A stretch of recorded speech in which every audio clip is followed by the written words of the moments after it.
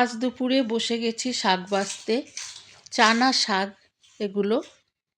তো 4 ধরনের শাক আনা হয়েছিল। একটা একটা করে খাওয়া হয়েছে।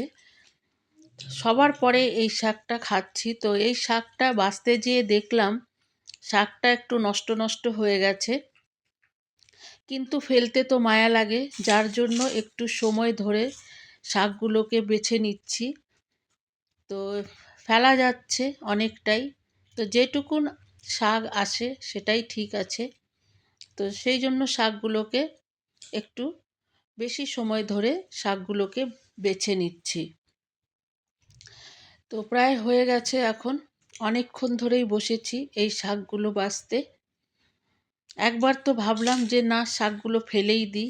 আবারও দেখলাম যে না, ভালোও আছে, 50-50 হয়ে আছে, কিছু ভালো কিছু খারাপ। তো যার জন্য ভাবলাম যে সময় করে একটু সময় নিয়ে বাছলে শাকগুলো পাওয়া যাবে। তো সেই জন্য বেশ কিছুক্ষণ ধরেই শাকগুলো বেছে যাচ্ছি। তো এইবারে শাকগুলোকে ধুয়ে নেব। তো ধোয়া হয়ে গেছে। এবারে একটা প্যান বসিয়ে দিয়েছি। এবার শাকগুলোকে বসিয়ে দেবো।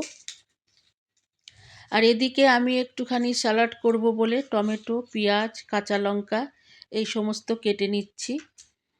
তো এগুলো কেটে একটু নুন, তেল, একটুখানি চিনি এগুলো দিয়ে মেখে নেব। এই স্যালাডটা খেতে বেশ ভালো লাগে। তো আজকে তরকারিপাতিও তেমন আমি করিনি। বলতে গেলে কিছুই করিনি, খালি শাক একটু করলাম। এদিকে আমার স্যালাড হয়ে গেছে। তেল, নুন, একটু চিনি দিয়ে দিয়েছি। এবারে আমি ভালো করে মেখে নিচ্ছি। একটু ভালো করেই মাখতে হয়। তো ভালো করে মেখে নিলে পরে টেস্টটা ভালো হয়। তো যাই হোক, স্যালাডটা আমার মাখা হয়ে গেছে। তো এইবারে আমি মাংস একটু আছে সেটা গরম করে নেব। তো আজকে দুপুরের আমার রান্না এই। আমি খালি একটু শাকই করলাম, আর এদিকে একটু মাংস আছে, আর এই স্যালাড হয়ে গেল। তো আজকের মতন এখানেই শেষ করছি। টাটা।